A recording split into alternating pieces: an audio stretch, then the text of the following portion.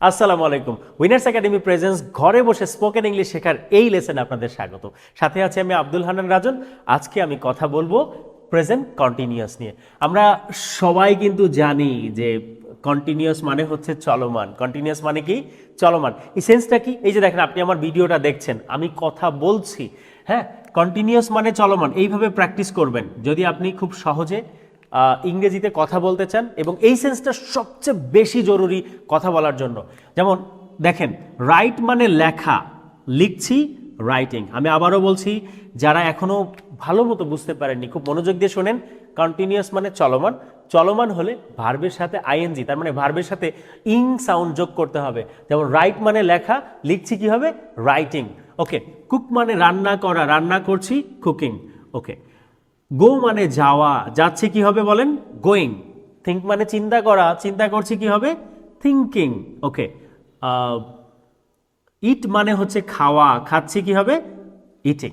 আর আমরা সবাই জানি আই মানে আমি, আর আই এর জন্য জন্ম হয়েছে এম এর। কার জন্ম হয়েছে? এম এর। তাহলে আই এম কে একসাথে আমরা বলবো আই এম। আর যাদের কঠিন লাগছে এটা বলতে, সরাসরি বলবেন রাজশাহীর আম। কি বলবেন? আম। যেমন আমি লিখছি কি হবে? আম রাইটিং। আম রাইটিং। আমি রান্না করছি, আম কুকিং। আমি যাচ্ছি, আম গোয়িং। আমি নিউ মার্কেট যাচ্ছি, কি হবে? আম গোয়িং টু নিউ মার্কেট। আমি উইনার্স একাডেমিতে যাচ্ছি, কি হবে?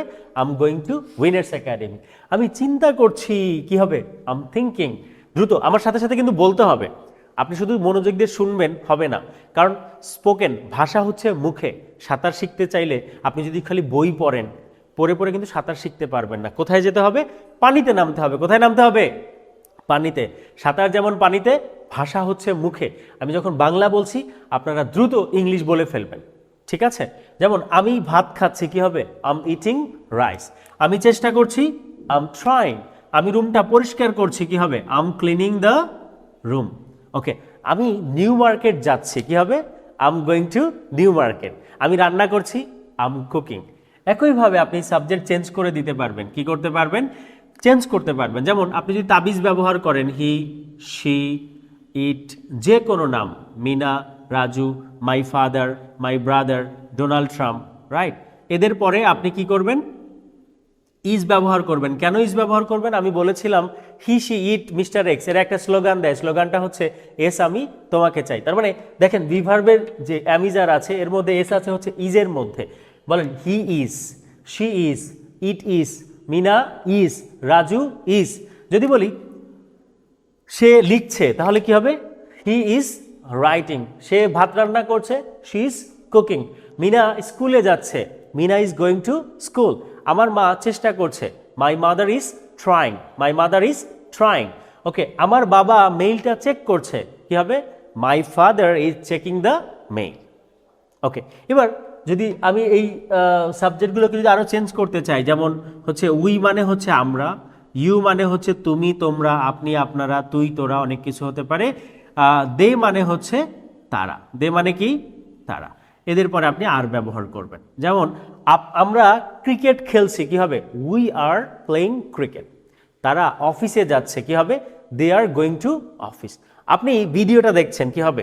You are watching the video. আমরা ইংরেজি শিখছি, উই আর লার্নিং ইংলিশ। আপনি ইংরেজিতে কথা বলছেন, কি বলবো আমরা? You are speaking English. যদি বলি তারা ফুটবল খেলছে, কি হবে? They are playing football. তারা রুমটা পরিষ্কার করছে, exactly, they are cleaning the room. এখন আমি যদি একটু উল্টাপাল্টা করে বাংলা বলি, যে কোনো সাবজেক্ট চেঞ্জ করে, ভার্ব চেঞ্জ করে, আপনারা বলতে পারবেন না? তাহলে একটু চেষ্টা করেন। আমি ইংরেজি শিখছি, কি হবে? Yes, I am learning English. সে ঘুমাচ্ছে, হি ইজ স্লিপিং। ওকে। আমার মা রান্না করছে, my mother is cooking. Okay. তারা চিন্তা করছে, হ্যাঁ ঠিক আছে, দে আর থিঙ্কিং। ওকে। আমরা ফুটবল খেলছি, কি হবে? We are playing football. Okay. আপনি আমাকে দাওয়াত দিচ্ছেন, কি হবে? You are inviting me. বুঝতে পেরেছেন? তার মানে সাবজেক্ট এম, ইজ, আর, এরপরে ভার্বের সাথে কি? আইএনজি। নাম হচ্ছে প্রেজেন্ট কন্টিনিউয়াস। নাম কি? Present continuous. তার মানে এই সাবজেক্ট ব্যবহার করলাম, সাবজেক্টের পরে এম, ইজ, আর ব্যবহার করলাম, এরপরে ভার্বের সাথে কি? আইএনজি যোগ করলাম। তার মানে এটাকে বলছি প্রেজেন্ট কন্টিনিউয়াস। এখন চলেন এদের নেগেটিভ করাটা আমরা দেখি, কিভাবে এদেরকে আমরা নেগেটিভ করব। খুবই সহজ, এম এর পরে আপনি নট বসিয়ে দিবেন। যেমন আমি লিখছি না, কি হবে? আম নট রাইটিং। এই এম নটকে একদম নেটিভ স্পিকাররা মাঝে মাঝে এটাকে এইন্ড বলে। কি বলে? এইন্ড বলে। যেহেতু আমরা একদম প্রাইমারি স্টেজে আছি, আমরা এম নট দ্রুত বলবো। কি বলবো? দ্রুত বলবো। যেমন আমি ঘুমাচ্ছি না, কি হবে? আম নট স্লিপিং। আমি চেষ্টা করছি না, আম নট ট্রাইং। ওকে, যদি বলি এই ইজ নটকে আপনি চাইলে ইজেন্ট বলতে পারেন, আবার যদি কঠিন লাগে ইজ নটও বলতে পারেন, কোনো সমস্যা নেই। যারা একটু চাচ্ছেন যে আরো একটু স্মার্টলি বলতে, তাহলে কন্ট্রাকশন ফর্ম ইউজ করবেন। যেমন সে অফিসে যাচ্ছে না, হি ইজেন্ট গোয়িং টু অফিস।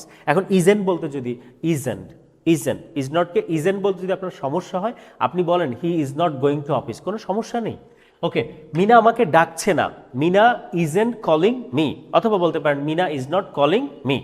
ওকে, সে ভাত রান্না করছে না, কি হবে? He isn't cooking rice. সে আমাকে দাওয়াত দিচ্ছে না, হি ইজেন্ট ইনভাইটিং মি। আচ্ছা, যদি বলি আমার বাবা সমস্যাটা সমাধান করছে না, my father isn't solving the problem, my father isn't solving the problem.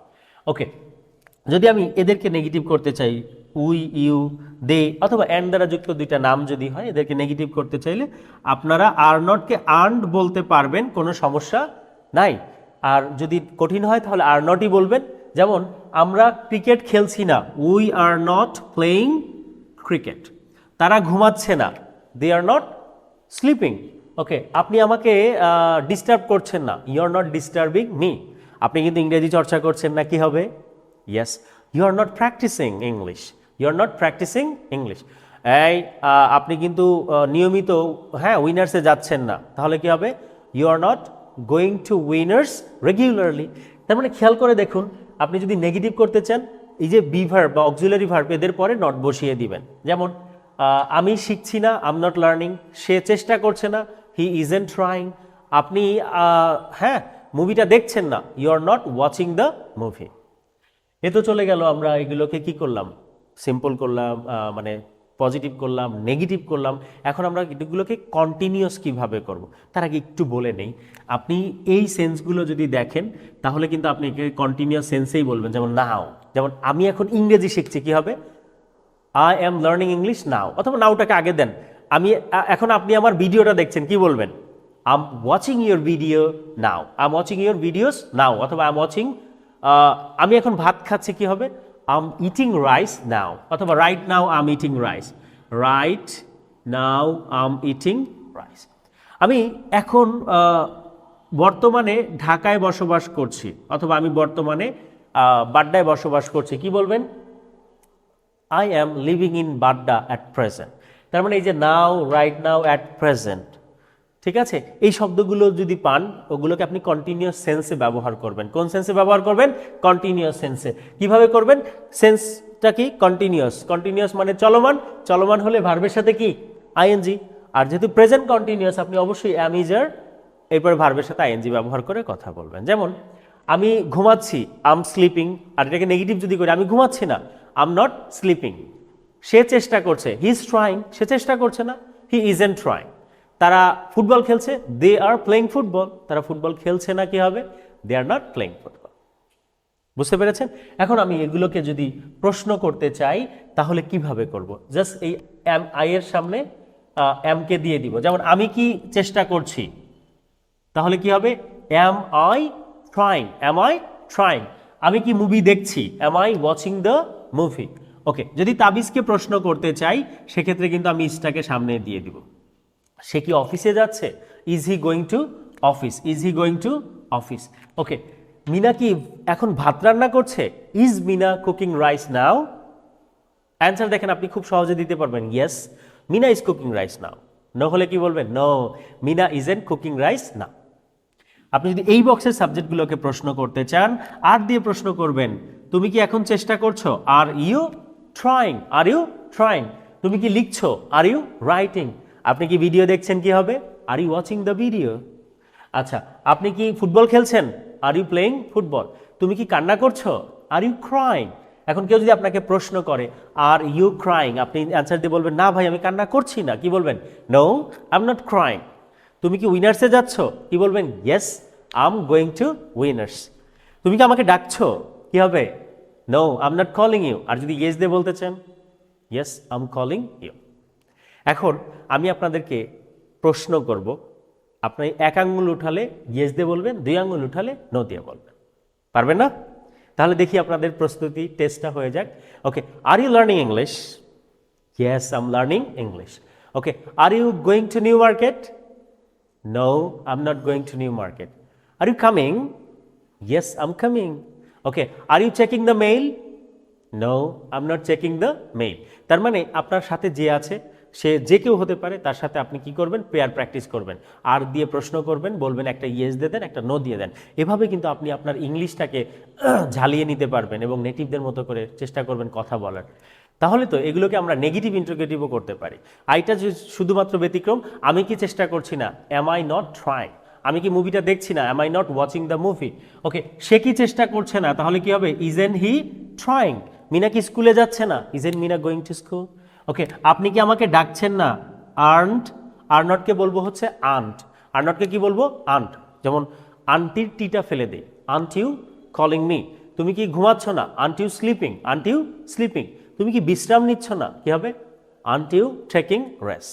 Alright, present continuous tense ব্যবহার করে আমরা কিভাবে আমাদের ব্যক্তি জীবনে কথা বলবো সেটা কিন্তু এই ভিডিওর মাধ্যমে শিখে ফেললাম। ভিডিওটি কেমন লাগলো কমেন্ট সেকশনে জানাতে একদমই ভুল করবেন না। যদি মনে করেন ভিডিওটি অনেক বেশি ইফেক্টিভ, তাহলে বেশি বেশি করে শেয়ার করুন আপনার বন্ধুদের সাথে। আর যদি এখনও আমাদের ইউটিউব চ্যানেলটাকে সাবস্ক্রাইব করে না রাখেন বা ফেসবুক পেজটাকে ফলো দিয়ে না রাখেন, তাড়াতাড়ি সাবস্ক্রাইব করেন ইউটিউব চ্যানেলটা এবং ফেসবুক পেজটাকে ফলো দিয়ে রাখেন, যাতে করে অন্যরা উপকৃত হতে পারে। দেখা হচ্ছে নেক্সট লেসনে। ততদিন পর্যন্ত ভালো থাকবেন, সুস্থ থাকবেন। আসসালামু আলাইকুম।